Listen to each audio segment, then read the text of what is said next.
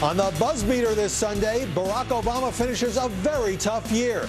Battered by negative headlines and sinking polls. Hammered by a media that once gave him sympathetic coverage. When you take this all together, has this been the worst year of your presidency? Is the press now piling on the president or giving him the kind of tough scrutiny he should have gotten all along? A&E backs down and reverses Phil Robertson's suspension from Duck Dynasty over comments about gays that the network found offensive. What's behind this embarrassing cave-in? The Twitter universe erupts over racially insensitive tweets by Steve Martin and PR executive Justine Sacco. What they said was dumb, but is online anger spinning out of control? Plus, it's a website for political junkies that delivers plenty of inside the Beltway chatter, but does it promote speedy and superficial coverage? And what about questions that its star columnist favors friends and advertisers? We take our cameras inside Politico. I'm Howard Kurtz, and this is Media Buzz.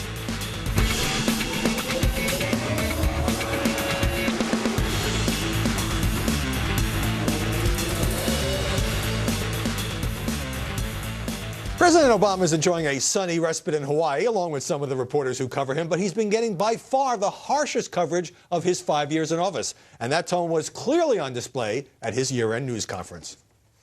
You may not want to call it the worst year of your presidency, but it's clearly been a tough year. The polls have gone up and down, but they are at a low point right now. How do you expect Americans to have confidence and certainty in this law if you keep changing it? I'd like to ask you what your reaction was to the nonpartisan truth-telling group PolitiFact when it said that the lie of the year was your statement that if you like your health care plan, you can keep it.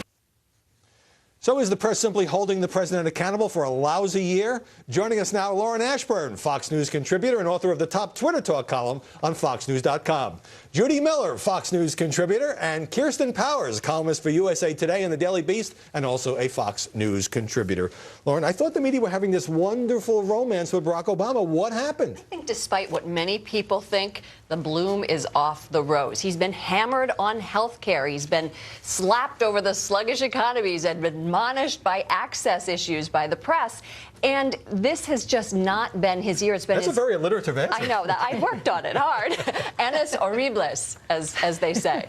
And, Judy, you've been through legal wars as a journalist. Was the disclosure of the administration's surveillance of AP and Fox News journalists maybe a turning point this year in the way the press perceives and covers this president? I think it really was, and it was long overdue, this love affair between Barack Obama and the mainstream media. It took something like the Associated Press, the sustained war on the media, to turn the media around and say, what's going on here? I mean, we have 8 government officials or contractors either in jail or under investigation. That's more than all administrations put together, so they finally woke up. Kirsten, Judy calls it a love affair, but is there also now a piling on effect as perhaps some journalists try to overcompensate for what might be seen as earlier soft coverage? I mean, do we really think journalists do that? I don't think people, you do? You think they're because I feel like it's been a long time coming, let's face it. I think it's like in professional sports. Sometimes refs do make-up calls. Like in the 5th year? That's not happening, right. I don't think that's what's happening. I just feel like this is, if they were going to overcompensate, they could have maybe done it in year 2 or 3 or something. I don't know. Now it just seems that the news is just clearly, I think you very astutely picked out a turning point where people started to say, this is too much. And this is, you can't tell us you're so transparent and different, and then you're spying on, you're basically feel like you're spying on the media. We strive to be astute on this program. Now, especially him. No amount of spin can obscure the fact that the administration's rollout of Obamacare this year was a disaster. Disastrous on many different levels.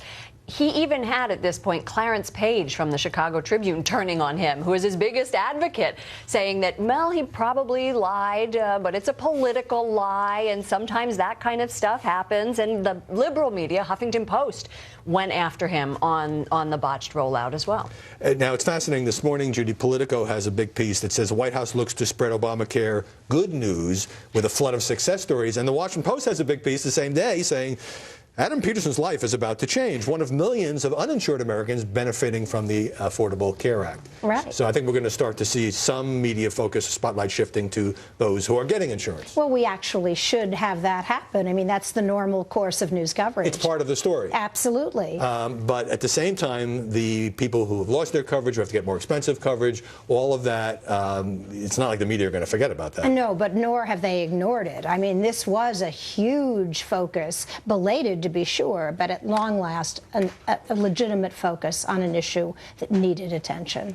But is the idea that Obamacare is getting better, even though as some millions of people who had no coverage at all are able to sign up, is that going to be a tough sell for,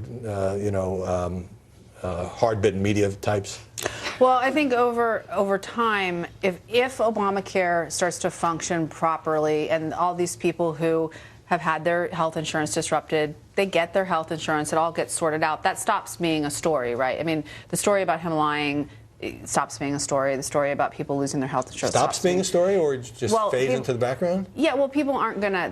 What I'm saying is they've already lost their insurance, right? So unless there's another group of people who loses their insurance, that story will recede because it's eventually old news, and the new news is the people who are getting insurance and are actually benefiting from Obamacare. I think it's going to be harder at that point for the media to stay focused on two stories. I think we often talk about on this program ADD and how the media have a very hard time focusing on one thing. And now you've got the stories of people who are going to say, oh, I'm so happy, this is so great. And the rabble-rousers aren't going to get as much attention. ADD, what did you just say? Okay, but despite the popular perception, there's another thing here. And I don't mean to suggest that journalists only act because they're happy or glad or mad or sad at the administration they are covering. But there are serious tensions now between journalists, the White House press office, and Jay Carney about a whole range of issues. Well, I think, there always are tensions, but it has exploded in this year. In 2013, you have the White House Press Photographers Association launching formal complaints against the White House for using their own internal photographer, Pete Souza, who's fabulous, but he is not a member of the press. He's there to capture intimate moments, but sometimes what's happening is that the news media isn't even invited to certain events, and the White House is bringing people in to have one-on-one interviews with White House people and not even telling the press, which is outrageous. But this was going on in the first administration. I don't know why it didn't come up before he was reelected. There was a Politico story, I think a year ago about, they called the Puppet Master, and it was all about these things. This White House TV, it's very Orwellian, where they just create their own news and they do the interviews. And well, they're entitled to do whatever they want, like every administration, to get the message out. They're not even meeting with their beat reporters. I mean, they hadn't met with the New York Times beat reporter in a year. That's just unacceptable. And here's another thing, Judy.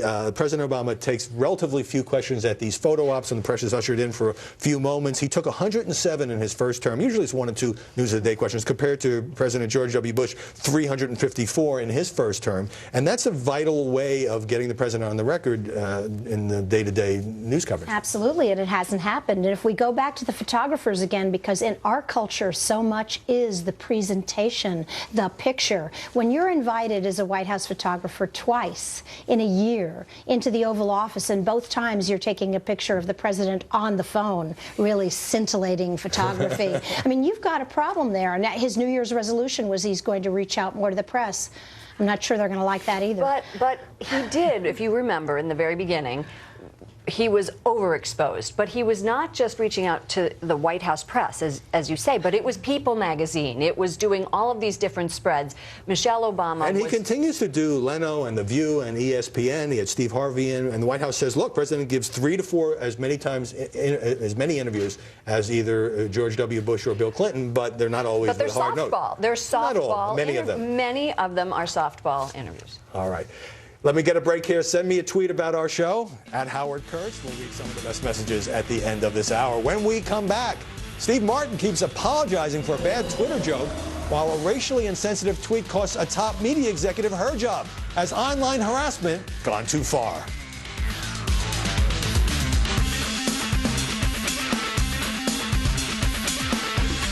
Hey everybody, Chef Brian Duffy here. Who doesn't love a really good burger? You could make them the old way, but one of the hottest trends right now is the stuffed burger. Just look at this burger. How'd I get everything inside? with Stuffs. Stuffs is so easy to use, and trust me, if you try to make a stuffed burger without it, it's only gonna be a mess. Here's what you do. 1, press your base. Look at how deep that cup is. 2, fill with stuffing. 3, add your top patty and press. That's it. Stuffs makes the most amazing, perfectly sealed patty every time. Look at that. This patented little wonder is gonna make you master the ultimate America's stuffed burger. Look amazing? It is. With Stuffs, your recipe